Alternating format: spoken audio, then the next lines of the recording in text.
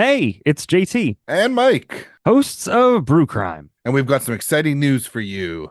Mark your calendars for July 12th to 14th, 2024. We're heading to the True Crime and Paranormal Podcast Festival in Denver, Colorado, and you won't want to miss it. Are you worried about costs? Fear not. This festival is designed with you in mind, an affordable experience without sacrificing quality. There are no inflated costs, just a weekend packed with authenticity, education, and networking. Have you ever wished for genuine one-on-one interactions with your favorite creators? Well, now is your chance. Save 15% off your ticket price by using the code BREWS at checkout. You know, those things you need after listening to us for an hour? Well, at least me. We hope to see you there and let them know. Brew Crime sent you. Head over to truecrimepodcastfestival.com. This is Brew Crime News. Your daily news, once monthly. Here are your hosts, JT, and Mike. welcome to Brew Crime News, where we deliver your daily news monthly. I'm JT. And I'm Mike, I think. I don't know anymore. I've lost track of all time and place and being. So, Perfect. All right. Well, let's get into the random news.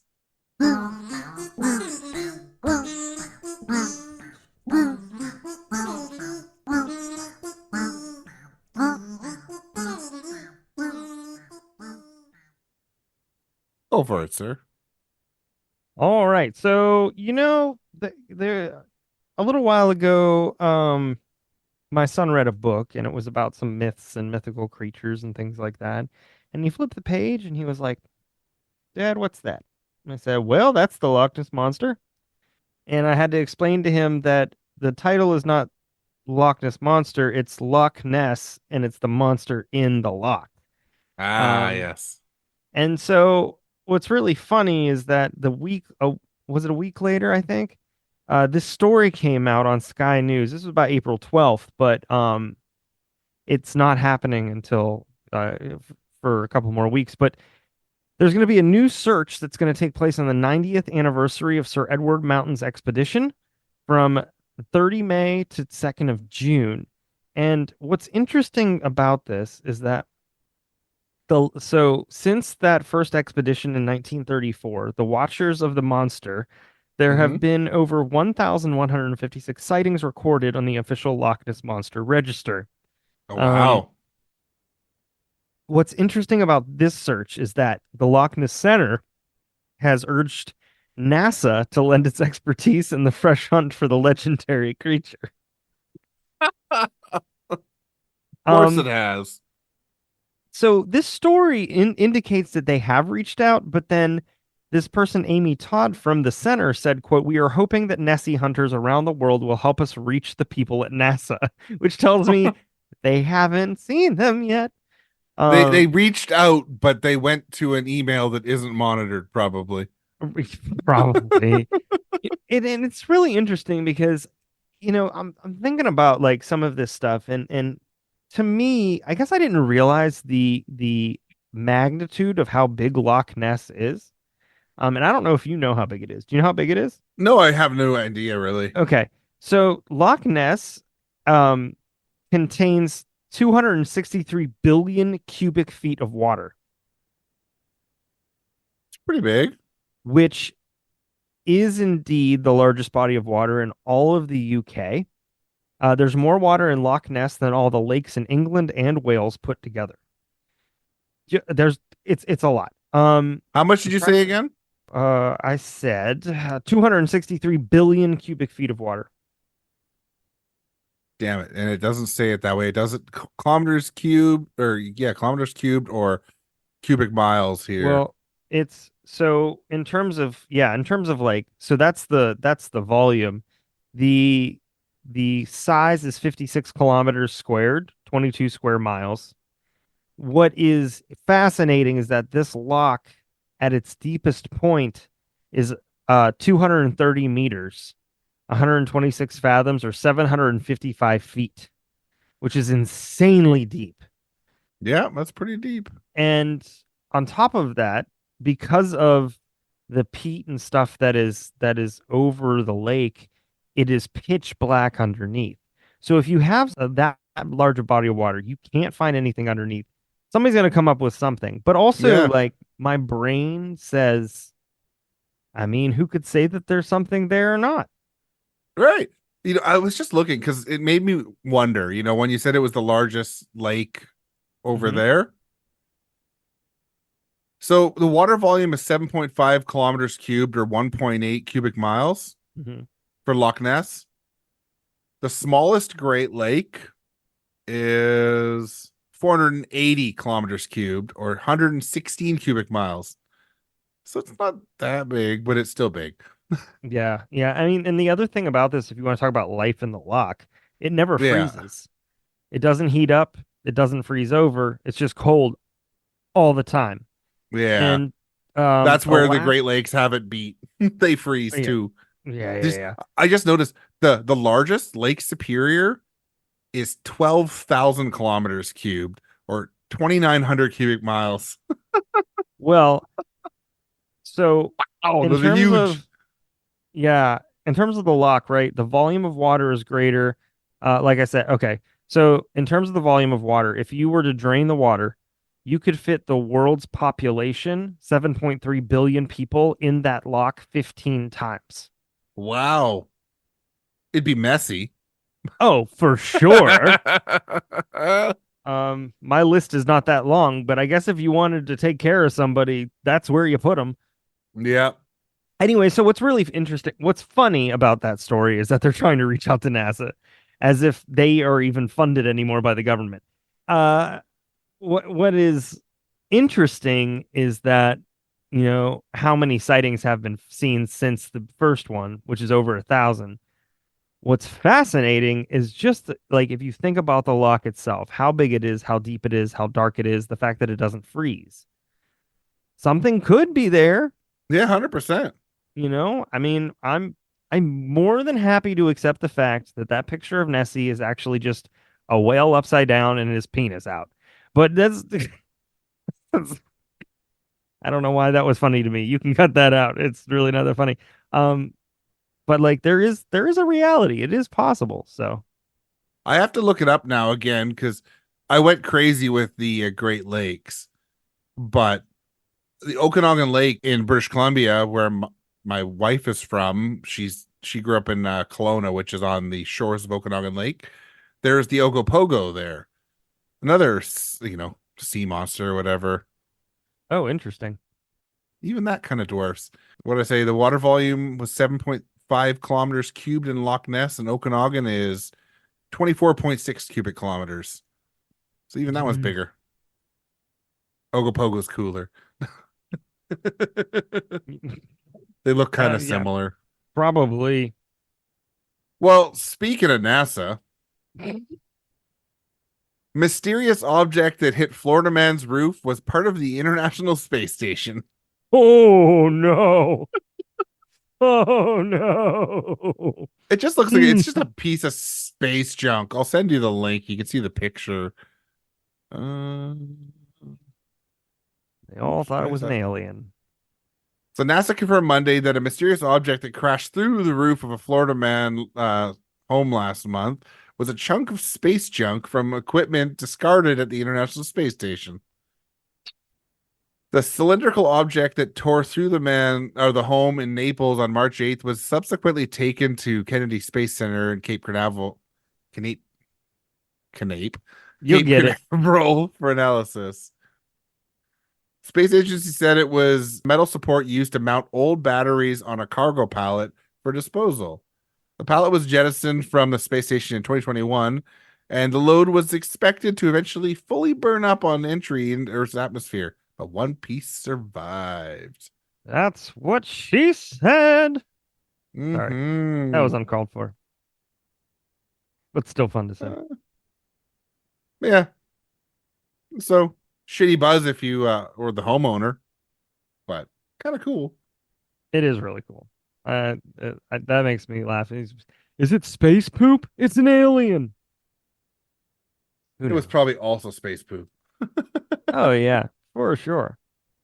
As of April 23rd, 2024, it's been released that breeding cows that fart less could help curb global warming.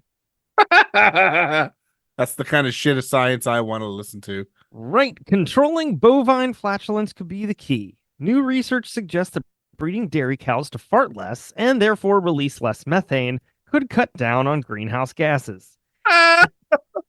Oh man, they actually named themselves. The team from Curtin University Sustainability Policy Institute in Australia combed through 27 reports, drawing conclusions about various ways to curb methane emissions in the dairy and beef sectors. Derriere section. The dairy section.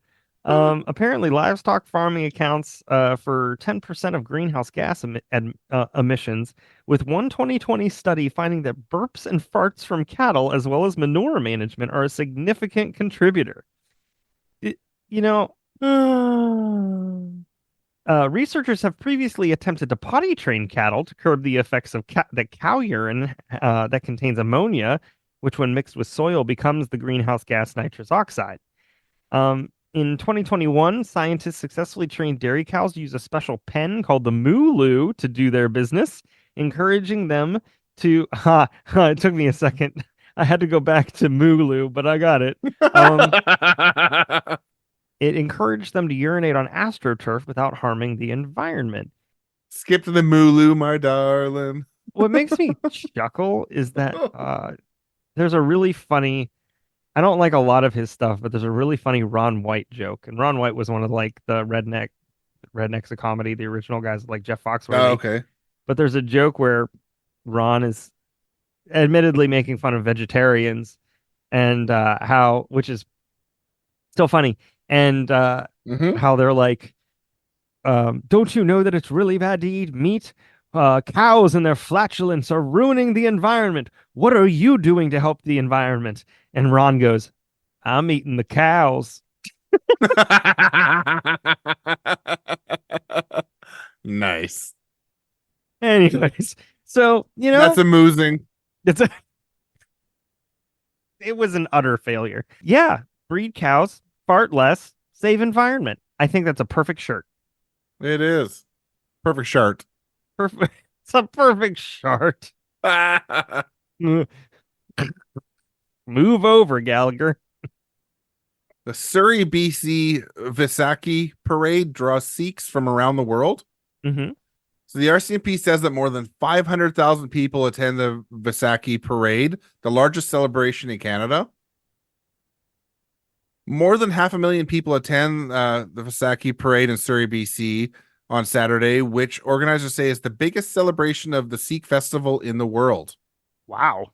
which is nuts. I can't believe that. The Surrey Khalsa Day Vaisakhi parade began at the Gurdwara Dashmesh Darbar Temple on 85th Avenue Saturday morning, and the parade wound its way through several city streets over the next few hours.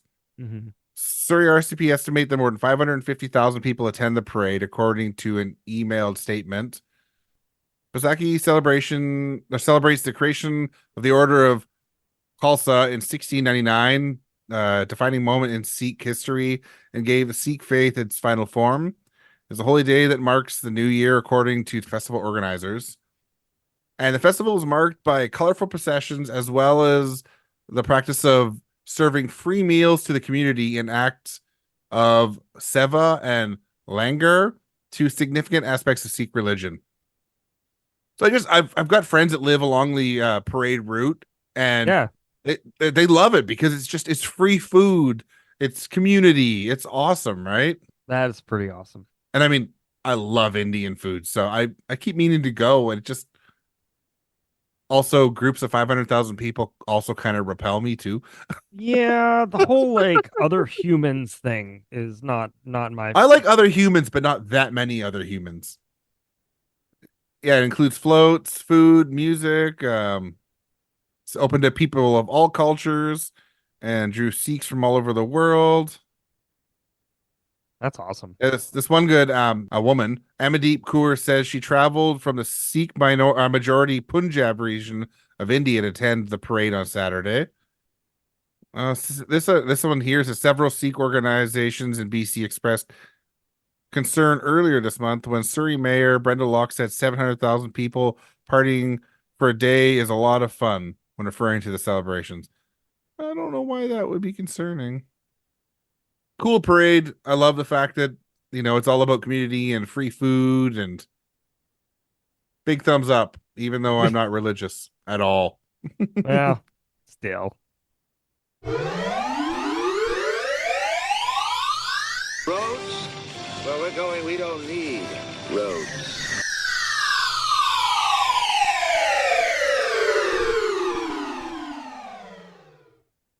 Oh man, well, one of my favorite musicals, which is really odd, is Moulin Rouge.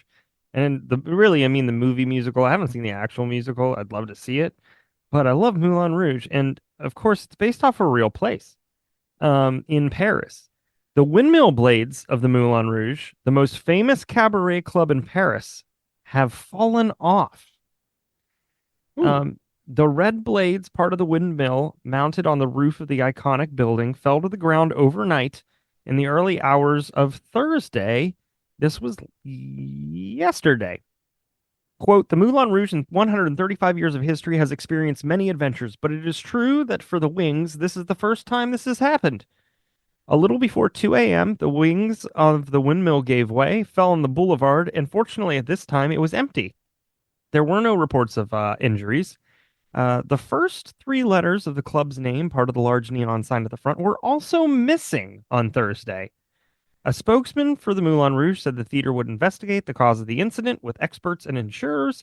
He said, whatever the cause, it was not intentional. Workers were seen lifting the red sails off the ground on Thursday. It was founded in 1889. Holy It's shit. known as the birthplace of the modern form of the can-can dance. What's interesting to me, number one, it's kind of funny, but obviously the windmill portion falling knocked the letters right off, but now the letters are missing. So at some point, somebody must have picked them up, right? Yeah, stole them. Yeah. So I just think, it is such a landmark. Let's see here. Modern audiences for its dance shows are largely made of tourist groups. Among the attractions when it opened were a big model of an elephant and donkey rides. Ooh.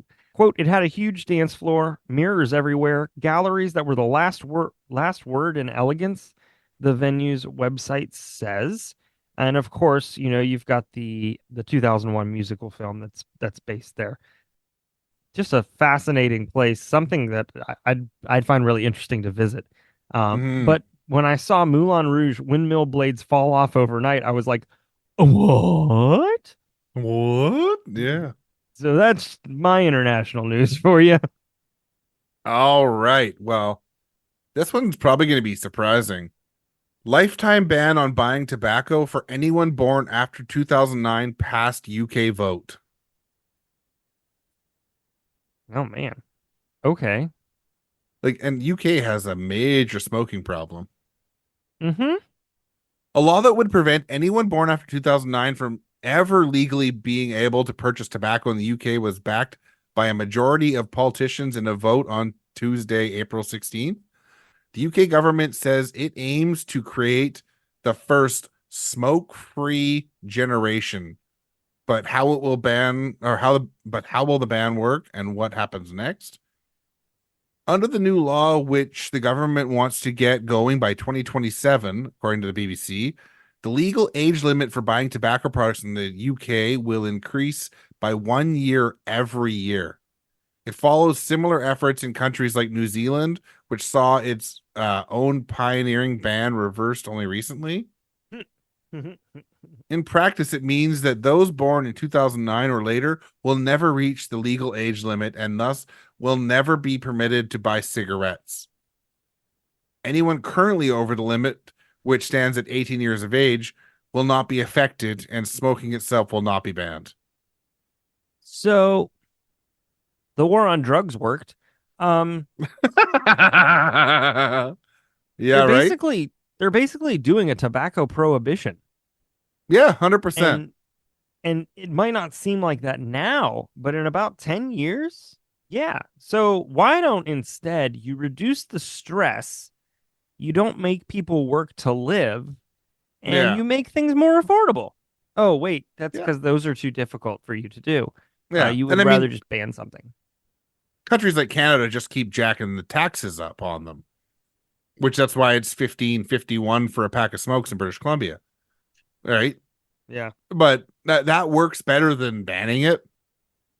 But Not I was only, really surprised because it's a very conservative country. I'm surprised they would do this. well, I mean, it depends on what kind of conservative, you know? I mean, there are, I mean, they had Boris Johnson as prime minister. yeah, that's accurate. BJ. Who acted like he did because he didn't get none. Um, Ah! I don't know. Uh, um, Wow. It yeah, was voted 383 votes for to 67 against. that's because honestly, those 67 people really have cojones because you're literally voting against a healthy generation. That's Yeah, what but they're that's voting on the that's title. bipartisan. Yeah, they voted on the title. They didn't read the body of it, and they knew that if they voted against it, it would look bad. But the Yeah. reality is, Canada is kind of doing it right. You raise the taxes. Not only do you have the taxes, but then people stop doing it. So, Yeah. Well, I mean, that's why like what does it cost for like 24 Budweiser where you live? um, So I'm going to look it up here. Eh, for bottles or cans, whatever. oh, there's no difference. It's like $25. All right. It's much more expensive here. Let's see here. Budweiser 24 cans is $42.49. And that's on sale from $46.99. Mm. So, So like, you that's tax the insane. shit out of it. Yeah, yeah. Well, and what's fascinating to me, actually, yeah, depending on the brand of cigarette, boxes can be anything from like 350 to it's looking like near $10. Um, They start at $15 here. yeah, right. But you can buy them wholesale. You can buy cartons of them, and then that's kind of when you're getting a little more. Yeah. Oh, there's one here that's 12.27. Woo! Um, which is there's 13.43 for Camels non-filtered. That should not be sold anymore, I'm amazed that's a thing. Holy shit. right? Someone just breaks the filters off, puts it back in the pack, and sells it again. Well, and I think it's a little cheaper here because 5 minutes from where I work is the old Marlboro plant, Could be. which turned into Altria Theater. Geez, Altria turned into, which is just Marlboro with a new brand. Hmm. So yeah, it's apparently like in like New York, the average smoker spends 897 a day, or around 32, almost $3,300 every year. Um, It's got to be higher than here. oh God, yes, absolutely. Yeah. See, the But federal also, tax it's rate on terrible for you. yeah, the federal tax rate on cigarettes is a $1.01 per pack, and then there's a state tax with an average of $1.91. So we're only paying $2.92 in taxes. Um, Mm, Only half of the states have increased the tax rate on cigarettes since 2012. it looks like it's just I think this is federally. It's $4 per carton in Canada. But then there's federal, there's provincial. So Yeah. I don't know. I don't know enough to really care because I don't smoke.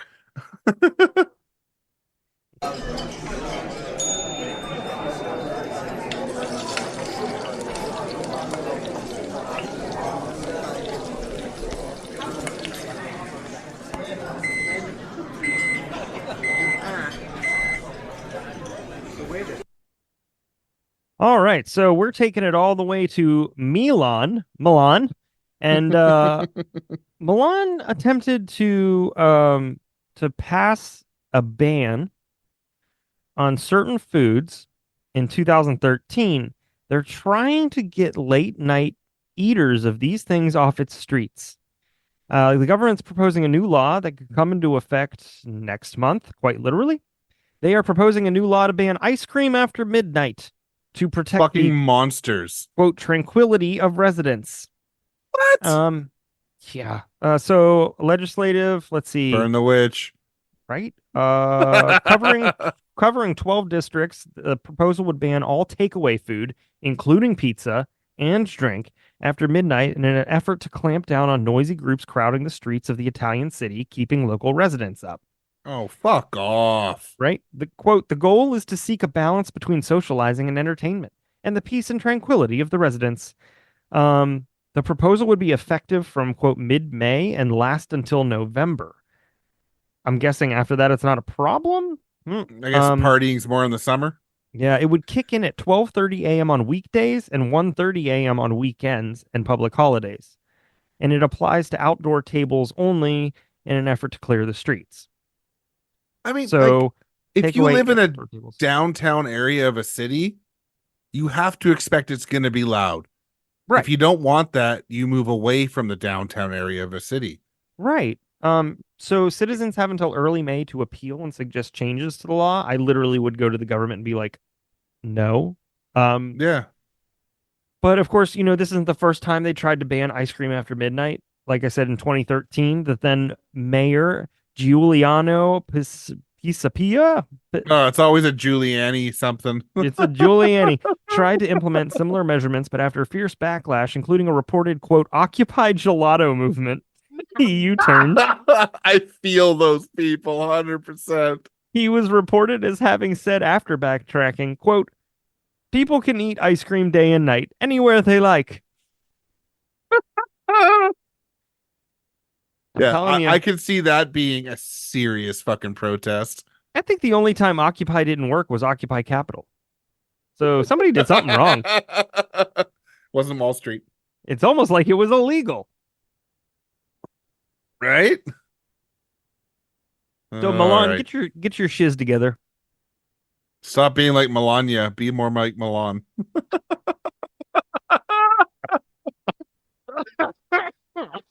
Write a law about that. Ban that. 100%. Some people think I'm an alien. As you are. I mean, would you rather have like a gasoline-powered cell phone or a battery-powered cell phone? I mean, it's like a no-brainer, you know? I don't really have a business plan. Yeah, I haven't had a business. I had a business plan way back. This is 2 days. We know. Much less than we spend on healthcare, but maybe more than we spend on lipstick. You know, something like that. And I like lipstick. So I bet you do. Specific lipstick tested on animals. Oh no, the car exploded. Like if you had like crack cocaine on Mars, like in pre-packaged, pallets, it still wouldn't make sense to transport it back here. Oh, well, everyone loves to hate Tesla. I was about to say, please finish that with the word hate. Everyone thinks about all the different Tesla cars and stuff. But Tesla has a new Cybertruck. Yeah. Did it? Does it? Is it present tense or past tense? And Tesla recalls the Cybertruck for faulty accelerator pedals that can get stuck. Right? What? I'm seriously. He is trying to kill everybody, so he has all the money. Yeah. So Tesla was recalling all 3,878 Cybertrucks that have shipped to date due to a problem with the accelerator pedal that can get stuck, putting drivers at risk of a crash, according to the National Highway Traffic Safety Administration. You think you'd work that out when you were doing your trials with your car? Yeah.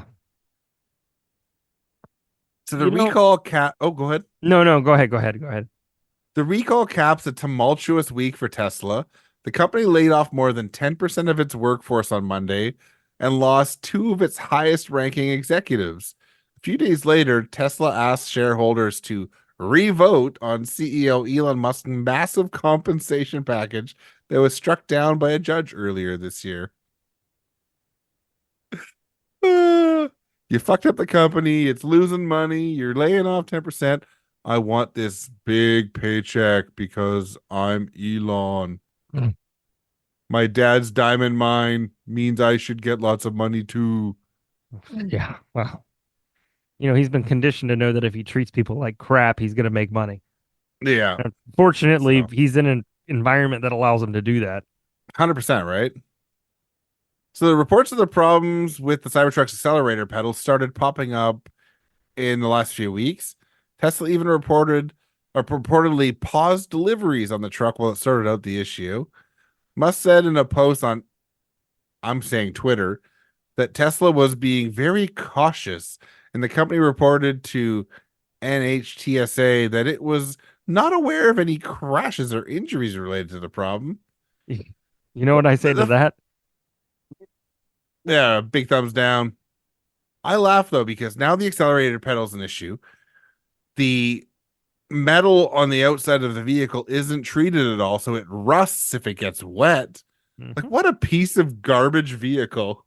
So I don't know if you have this to add to the story, but I do have an update which is really funny, and that is I don't. the Cybertruck thing happened, and then April 23rd, 2 days ago, Katy Perry, the musician, posted on Twitter in front of her custom Cybertruck delivered by Elon Musk saying, "Thanks for the delivery."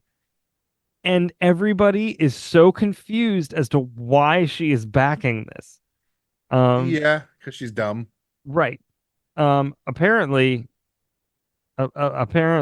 she and Musk go back to at least 2017, where she made a bizarre but kind of funny preview video about Musk sending her to Mars. But that was, let's see, 2017 was back when Musk was still talking about sending people to Mars. He doesn't care anymore. He never did care. But No. I'd love to see him go to Mars, though. Right. The article that I'm coming from was, when did Katy Perry become Elon Musk's go-to PR shill? When he paid her. Yeah. Yeah. See, she was posing with the Cybertruck days after it was recalled. It said, Yeah. "Seriously though, Katie, blink twice if you need help." Nice. Oh man, I'm telling you, the more moving parts, the more things go wrong. 100%.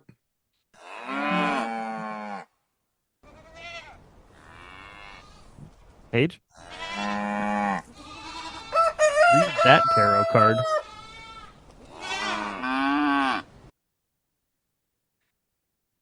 So, a man has suffered catastrophic injuries.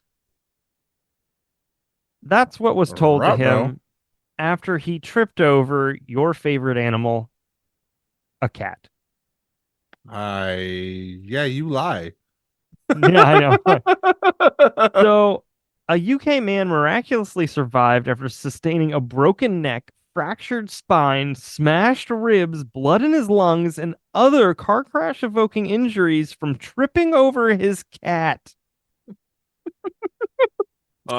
Cats are assholes. He said, "I can't remember much, just falling fast. It was quick and was over within seconds. Then I was at the bottom." He's 59. The freak, quote, "apocalypse meow" accident. The great pun, terrible movie. Yep. Accident reportedly occurred on the evening of October 23rd, while the Lancashire, you know what? Not even going to try England. A professional musician was home alone with his hairless Egyptian Sphinx kitten. The cat's name is Eric. Cat. The cat's name is Eric Morcombe. What the fuck? I don't know. Disaster struck after the wrinkly kitty, apparently feeling playful, dove out and latched onto one of his legs while he was going down the stairs. Fuck me. "It took a big chunk out of my leg and I lost my footing," who tumbled down 14 steps before hitting the bottom. And he where he lay, unable to move when his feline put the hell in Hello Kitty. Um, That's good. he didn't realize the extent of his injuries at the time, but paramedics later revealed that he had suffered all those things that I had said. Um, the cat completely unharmed. I'm going to Of send you a course. picture of this cat, and I want you to look at it and not laugh your butt off. I will. Um, That's for where'd you you. send it? It's coming. There we go. There we go. Oh yeah, that looks like my buddy's friend's cat. So he was laying at the bottom of the stairs, spread eagle, for like 12 hours. Oh God. I normally the wife said I normally get home at about 8:30 a.m., but that day I got held back and didn't get back until 10. And I opened the door and heard him screaming and saw the blood. He was saying, "Oh, you're home. Help." Um, Jeez. let's see here. The unfortunate fellow added, quote, I didn't come up with these. I can't explain the pain. I realized I'd cut my head as well. I didn't know how much I'd cut it until I saw the blood, and later on they told me about the other injuries. As if that wasn't agonizing enough, his oblivious pet started stamping on his chest. Oh my God. Um, they say, let's see, he's far from out of the woods. They say it'll be 6 to 12 months until he's back on his feet. He's on a Holy trial. shit. Yeah, he's on a trial now because of the seizures. I won't be great for another 12 months. We'll have to go back to the hospital next week to see if they need to put a drain in to get rid of the blood that's left over. It's just, yeah. I'd be sending that cat to the SPCA. However, they do have a GoFundMe page. Of course they do, because this was so in the States, right? Nope, England. Oh, England. Never mind. Haha. Like it, NHS would probably be sure. fine. It's called Help My Friend Recover After Serious Accident. It's raised 1,600 pounds of the 1,000. Sorry, yeah, 1,600 pounds of the 1,000 pound goal, which honestly is not that much because he is a musician and he's totally lost his way of earning money for at least Yeah. 12 months. So, And while the hospital itself won't cost him money there, there's still just no wages. right. So I'm gonna send this to you too. This is him now. He doesn't look, so great. No, he doesn't look like he's in a good way. No, he's looking rough, unfortunately. So, Poor guy. anyways, if you wanna, I do like his Death Star blanket, though. right? Kind of makes me want to hook him up with a couple of dollars. Are my dollars worth more in England? I don't know. No, I don't think so. Well, darn, then forget it. No, I'm I kidding. could be wrong. So, cats, right? Cats. Meow. Meow. All right. Cicadas are nature's weirdos. They pee stronger than us, and an STD can turn them into zombies. Yes, you're covering the story. The periodical cicadas that are about to infest two parts of the United States aren't just plentiful, they're downright weird. Yep. These insects are the strongest urinators in the animal kingdom, with flows that put humans and elephants to shame. They have pumps in their heads that pull moisture from the roots of trees, allowing them to feed for more than a decade underground. They are rescuers of caterpillars. I'm not sure how. I had to read that twice just to know I was reading it right. And they are being ravaged by a sexually transmitted disease that turned them into zombies. Exactly.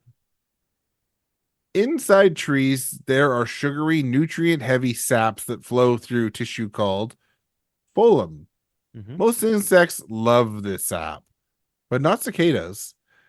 They go for tissue called xylem. I think it's xylem, Xylem.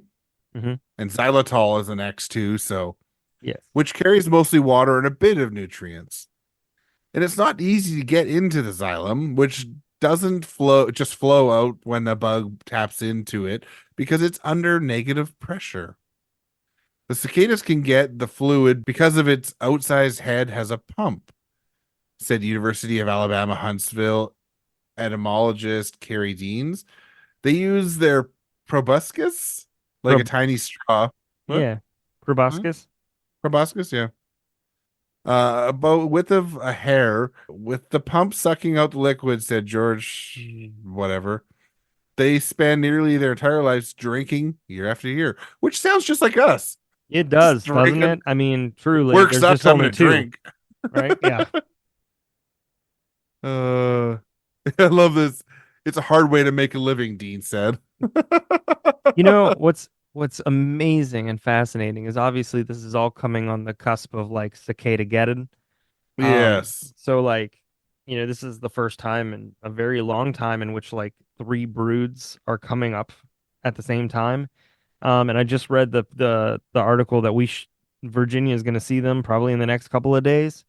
Oh And yeah. we're not going to get hit the hardest, but it's going to be ridiculous. Like they're calling for trillions of cicadas Yeah. that will be coming up. So I just I'm ready for a loud night. I luckily we don't have cicadas here yet. I'm sure they'll come as climate change happens. Mm. But it does say here that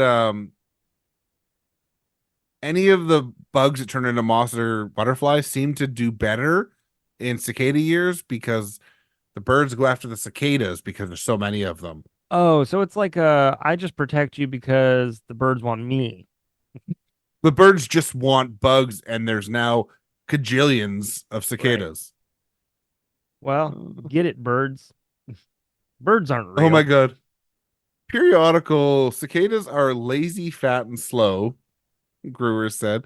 They're extraordinarily easy to capture for us and for their predators. All right, zombie cicadas. There's a deadly sexually transmitted disease, a fungus, that turns cicadas into zombies and causes their private parts to fall off. Oh This is no. worse than Last of Us because now the private parts are falling off. You know what though? They can't make more. You know what though? That's but before I read on, like that actually, as much as like cicadas are probably fucking annoying for anyone that lives where they are, they're part of the natural Right. Yeah.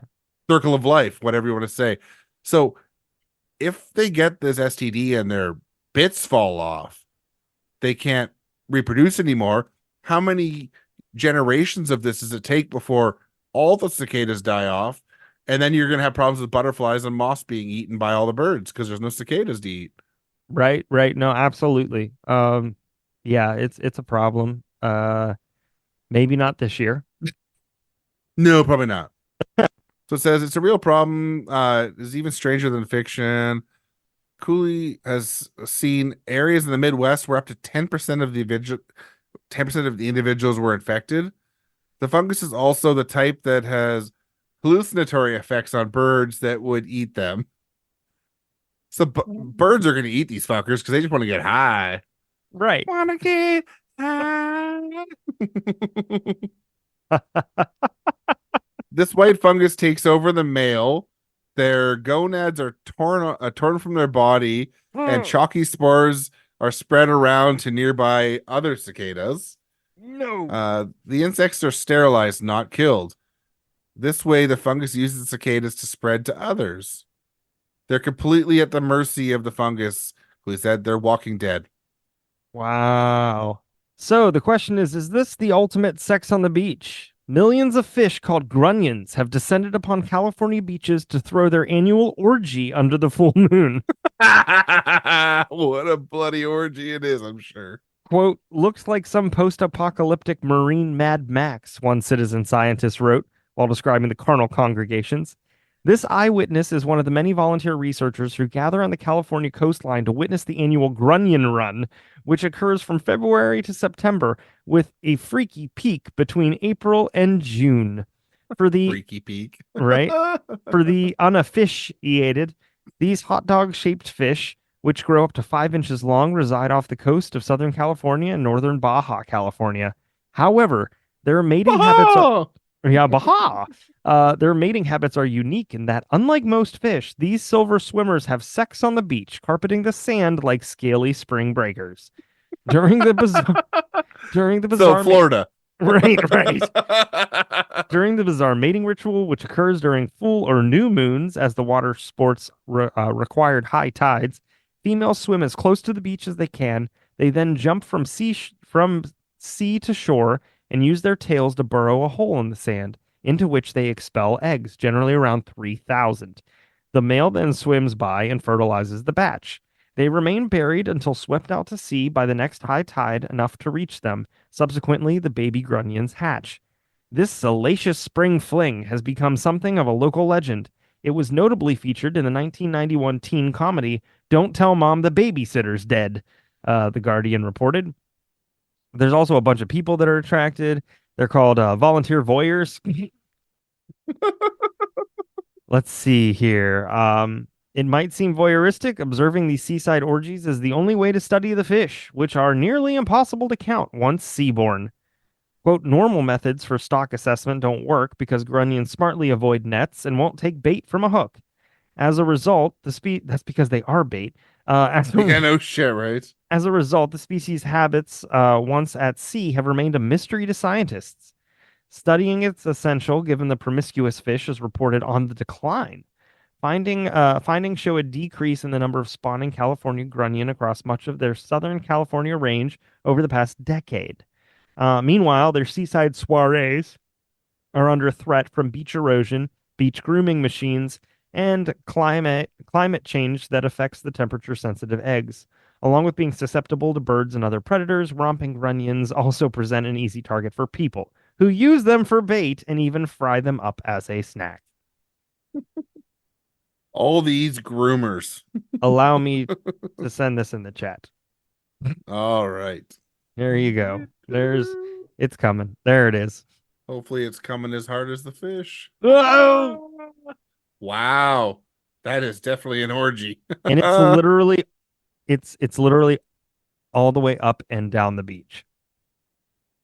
Horrifying. It is terrifying. Well, speaking of orgies.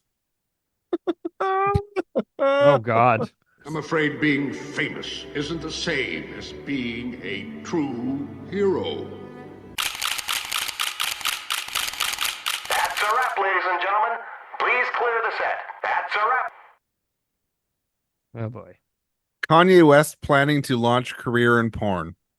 Oh, yeah, of course he is. 'Cause that's what we want to see. The so-called born-again Christian is dead set on creating a Yeezy porn studio. You know, didn't P. Diddy teach him anything? What? I don't think P. Diddy teaches anything but going after teenagers.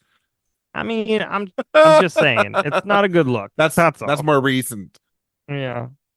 All right. Kanye West once said that his pornography addiction is what destroyed his family. Now he's evidently taking cues from it, the saying, if you can't beat them, join them. If you can't beat it, join it. Right? Beat it. Exactly. And is planning on launching his very own porn studio and brand.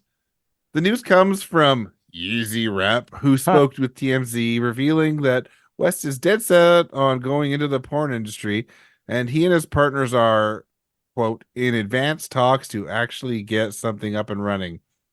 I don't. It's a stupid head. The timing isn't too surprising either, in light of the rapper's ongoing economic woes. Since going full public dumbass with his anti-Semitic and Nazi sympathizing comments in 2022, West has lost his brand deals, taking a loss of 1.5 billion in a matter of weeks. Now he's struggling to sell his inexplicably gutted Malibu mansion, even dropping the price from 53 million to 39 million. Oh no. Yeah. Sounds like he completely gutted it, like walls and everything. Just fucking bizarre. If you're trying to sell it, you want to have it in sellable state. Listen, Kanye, if nobody's going to put you in their commercial, they're not going to tattoo a very, very, very, very, very small logo on your dick. So it's not working, No. although it probably will. I love to the last paragraph in this article. In other Kanye news, he was sued last month by a former Yeezy and Donna Academy employee who claimed the rapper told students he wanted to shave their heads and lock them in cages, among other allegations. All right. Nicely done, Such sir. an upstanding Nazi in Just society. classic gentleman. You know, it's always so amazing when a person of color is also a Nazi. I Because don't you must understand. hate yourself so much. Yeah. Is it not hard enough? Just Yeah. Jesus. Well, not Jesus. Jesus. Oh Jesus. God. I don't, he tried really hard to be a shock artist, but there wasn't anybody there to tell him, no, don't. And somebody should have punished him as a child. So, Yeah. I'd ask who hurt you, but a lot of people apparently. And it's like, a couple of years back, I would have been like, learn from the proper shock rocker Manson, but then don't learn from him either because he's a douchebag too. Yep. I mean, good grief, put a crucifix in a jar of urine. That's doable. Do you know what I mean? That's going to turn people off that I just said that, but the reality is I'd rather have him do that than to do what he's doing. So, yeah, 100%. 100%. Anyways. Alrighty. Brew Crime That's News. the silly news. And we'll have to get to some crime news one of these days, but Yeah. not today. Didn't feel right. Today was just let's do some stupid shit. Yeah, I mean, you want ridiculously stupid shit crime news, just watch the news. I'm Follow glad some I cut politics. cable years ago. Yeah. Follow a little bit of politics online, Pod Save America or something, and you'll get it every day. Absolutely. Bye. Bye, everybody. Even my cord was like, you shouldn't have said that, dude. Exactly. Oops. Oops, I did it again. Yeah.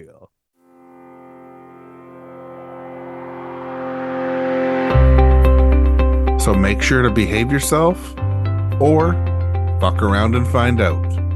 You might find yourself on Brew Crime News.